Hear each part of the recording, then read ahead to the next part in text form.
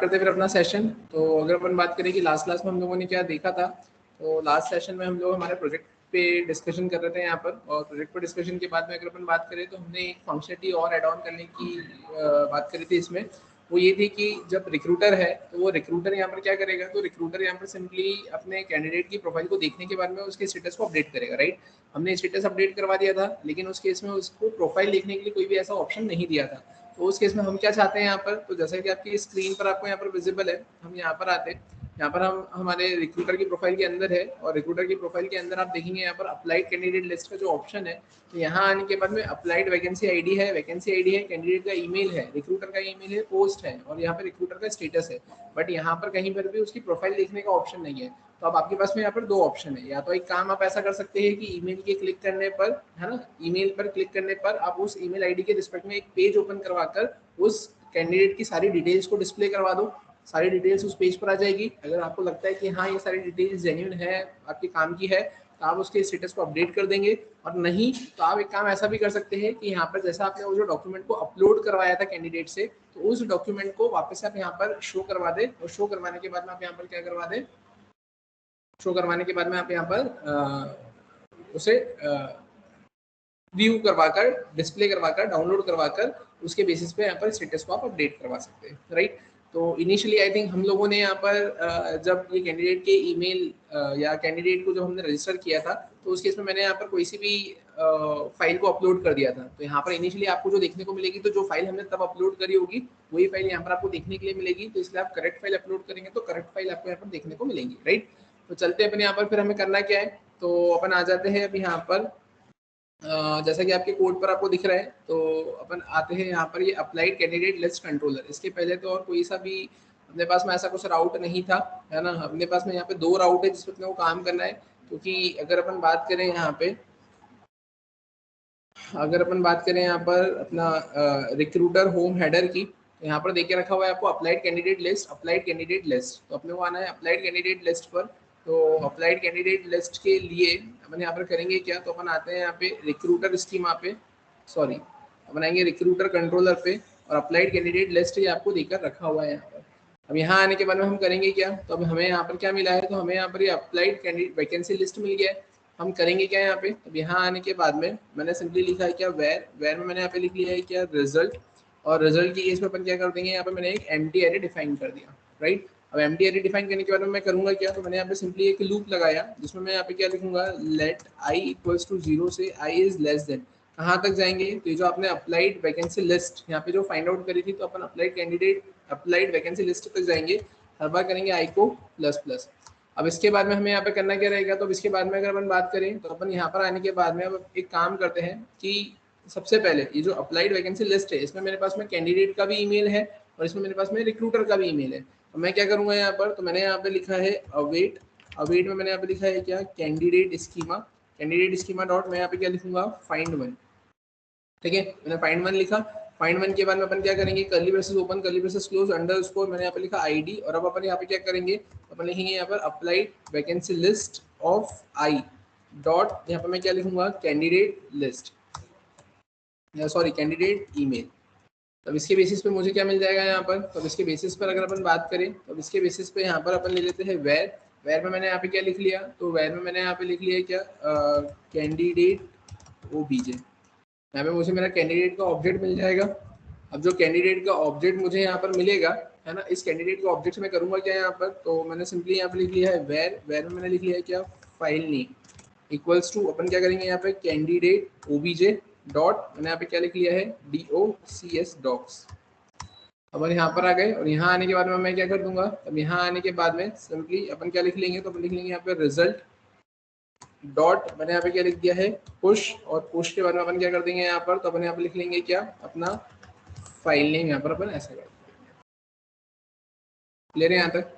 अब इससे क्या होगा, इससे यहाँ पर सिंपली ये होगा, और एक एट द एंड अपन क्या करेंगे, एक काम करते हैं, अपन यहाँ पर आते हैं, अपन लिखते हैं लॉग। और लॉग करने के बाद में आप क्या करेंगे यहाँ पर, तो आप यहाँ पर एक बार रिजल्ट को प्रिंट करवा कर देख लो। मैंने यहाँ पे लिख दिया है क्या, रिजल्ट। मतलब मैंने बेसिकली करा क्या है, तो मैंने यहाँ पर अप्लाइड वैकेंसी लिस्ट जो देकर रखी हुई है, उसमें जो कैंडिडेट का ईमेल है, तो उस कैंडिडेट के ईमेल के बेसिस पर मैंने यहाँ पर उस कैंडिडेट का एक ऑब्जेक्ट गेट कर लिया। उस ऑब्जेक्ट से मैंने नाम निकाल लिया उसके डॉक का, और उसको मैंने एक एरे में रख दिया। अप्लाइड वैकेंसी लिस्ट के अंदर जितने एलिमेंट्स होंगे, है ना, उतने का एक और एरे बन जाएगा, तो उतने का एरे अपन यहाँ से लेकर चले जाएंगे। तो अब यहाँ पर एक बार आप इसे सेव करें। सेव करने के बाद आप देखेंगे यहाँ पे कनेक्शन एस्टेब्लिश सक्सेसफुली। अपन आते हैं यहाँ पर, मैंने अप्लाइड कैंडिडेट लिस्ट पे क्लिक किया, अपन वापस से आते हैं यहाँ पर, जैसा कि आपको दिख रहा है, आप देखें यहाँ पर रिजल्ट क्या आ रहा है आपके पास में, एम्प्टी आ रहा है। अब रिजल्ट एम्प्टी क्यों आ रहा है यहाँ पर, ठीक है, नहीं डॉट लेंथ, हाँ यहाँ पर आने के बाद मैंने लिखा है डॉट लेंथ, ठीक है। अपन इसको सेव करते हैं यहाँ पर, एक बार फिर से अपन इसको रिफ्रेश करते। मैं यहाँ पर आया, रिफ्रेश किया, मैंने यहाँ पर अप्लाई कैंडिडेट लिस्ट पे क्लिक किया, मैं यहाँ पर आया, आप देखेंगे यहाँ पर आपके पास में रिजल्ट में आ गया। मैंने same file multiple times upload करी थी, है ना, और वही फाइल अपलोड करी थी, रोज मैंने उस टाइम पे CSV फाइल अपलोड कर दी थी, तो आपको वो दिख रहा है।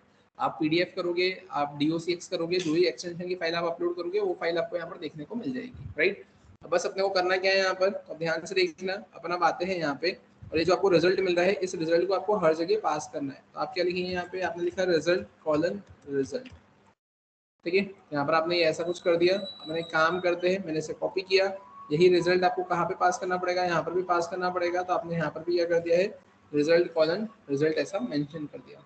इसके बाद में यही चीज़ आपको यहाँ पर भी मेंशन करना पड़ेगी। आप यहाँ पर आए, आपने यहाँ पर भी ऐसा मेंशन कर दिया। और सिमिलरली वैकेंसी लिस्ट निकलने के बाद में ये जो आपने देके रखा हुआ है, ये जो एरे है, इसको आपने क्या करा है, यहाँ पर आपने इसे कॉपी किया, कॉपी करने के बाद में आपने इसको भी यहाँ पर क्या कर दिया, पेस्ट कर दिया। क्लियर है। सिमिलरली अपन आप करेंगे क्या, तो ये जो चीज़ है यही आपको यहाँ पर अप्लाइड वैकेंसी लिस्ट जब आपको ये यहाँ पर मिल जाएगा, ये यहाँ पर भी आपको सेम चीज़ अप्लाई करना रहेगी। आपने उसको यहाँ पर पेस्ट किया, पेस्ट करने के बाद में आप क्या करेंगे, यहाँ पर आकर यहाँ आने के बाद में आप पास करेंगे क्या, result colon RESULT result. Similarly यहाँ पर भी आप क्या करोगे, तो यहाँ पर आने के बाद में भी अगर अपन बात करें तो यहाँ पर भी आप आएंगे, यहाँ पर आकर आपने इसको पेस्ट किया, पेस्ट करने के बाद में आप यहाँ पे क्या करोगे, तो यहाँ पर आने के बाद आप लिखोगे रिजल्ट कॉलन रिजल्ट। क्लियर है। आपने इसको सेव किया, सेव करने के बाद में आप क्या करेंगे, यहाँ पे राइट क्लिक करेंगे, आप इसको फॉर्मेट डॉक्यूमेंट कर देंगे। मैंने इसको सेव किया, सेव करने के बाद में अपन जाएंगे कहाँ पे, कैंडिडेट अप्लाइड कैंडिडेट लिस्ट पर। अपन यहाँ पर आएंगे और ये जो आपको रिक्रूटर की ईमेल दिख रही है, कैंडिडेट की ईमेल दिख रही है, तो इस कैंडिडेट की ईमेल के नीचे यहाँ पर मैं उसको प्रिंट करवा देता हूँ। आप अलग से कॉलम बनाकर प्रिंट करवाना चाहो तो आप वो भी करवा सकते हो। अब उसके लिए मैंने करा क्या, तो मैंने यहाँ पर एंकर टैग लिखा। एंकर टैग लिखने के बाद अपन क्या करेंगे, तो अपन ने यहाँ पर लिखा है डाउनलोड्स, ठीक है,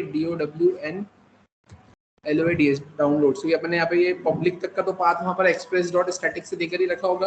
यहाँ पे मैंने डाउनलोड्स लिखा, डाउनलोड्स के बाद में अपन क्या करेंगे, फिर यहाँ पर आए, यहाँ पर आने के बाद में मैंने लिखा है %%, मैंने यहाँ पे लिखा है क्या, इक्वल्स टू, और उसके बाद में मैं यहाँ पे क्या करूँगा, तो मैंने यहाँ पे लिख दिया है क्या, RESULT रिजल्ट, और रिजल्ट ऑफ अपन क्या कर देंगे, यहाँ पर मैंने लिख दिया है इंडेक्स, ठीक है। और उसी के बाद में अपन सिमिलरली यहाँ पर क्या करेंगे, तो मैंने यहाँ पर इसे कॉपी किया, कॉपी करने के बाद में मैंने इसको यहाँ पर पेस्ट कर दिया।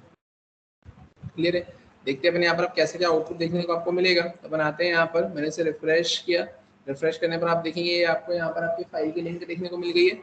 आप इस पर क्लिक करेंगे, जैसे आपने इस पर क्लिक किया, अब क्लिक करने पर देखो ये यहाँ पर ये क्या बता रहा है,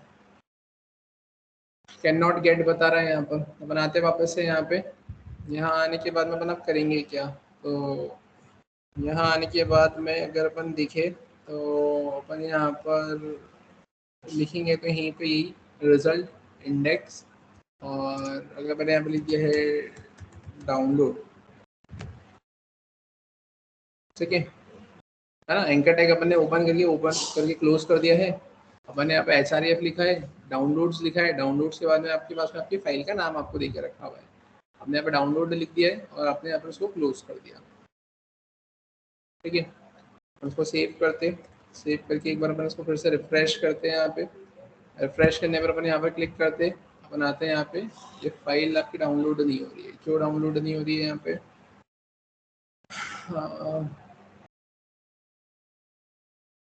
डाउनलोड्स लिखा है, डॉक्यूमेंट्स लिखा है, डॉक्यूमेंट्स लिखा है यहाँ पर, DOCUMENTS डॉक्यूमेंट्स, राइट, है ना। ये डॉक्यूमेंट्स नाम का फोल्डर बना के रखा था अपन ने, फिर यहाँ पर ये डाउनलोड नहीं भी लिखोगे तो भी चल जाएगा। मैंने इसको सेव किया, मैं यहाँ पर आया, मैंने यहाँ पे इस पर क्लिक किया, आप देखेंगे ये फाइल आपकी डाउनलोड हो गई। फाइल डाउनलोड हो गई है। रिक्रूटर यहाँ पर इसको ओपन कर देख लेगा उसकी पूरी प्रोफाइल। उसको पूरी प्रोफाइल अगर समझ में आती है तो इधर से उसके स्टेटस को अपडेट कर देगा, और अगर नहीं समझ में आती है तो उसके स्टेटस को उस अकॉर्डिंगली वो सेट कर देगा। क्लियर है यहाँ तक? ये कुछ इस अकॉर्डिंगली आपको देकर रखा हुआ है और इस अकॉर्डिंगली आपकी यहाँ पे फंक्शनलिटी इंप्लीमेंट हो रही है। तो ये एट दी एंड अगर अपन बात करें तो ये आपने एंड टू एंड एक पूरी थीम चलाई है यहाँ पर, है ना, जिसमें आपने करा क्या है, आपने 3 मॉड्यूल रखे हैं, जिसमें एक रखा था आपने एडमिन पैनल, एक रखा था आपने यहाँ पे रिक्रूटर पैनल, एक रखा था आपने यहाँ पे कैंडिडेट पैनल। यहाँ पर जो रिक्रूटर है वो अपने आप को रजिस्टर कर रहा था, रजिस्टर करने के बाद में फिर उसकी जो रिक्वेस्ट थी वो सबसे पहले तो अपने आप को मेल से वेरीफाई कर रहा था, फिर एडमिन के पास में रिक्वेस्ट जा रही थी, एडमिन ने उसको वेरीफाई किया था, तभी फिर वो लॉगिन कर पा रहा था। उस पर आपने ऑथेंटिकेशन वाला सब कुछ सेट करा था, JWT वगैरह सब कुछ सेट किया था, लॉगआउट वगैरह आपने करा था, कुकीज वगैरह सेट किया था आपने।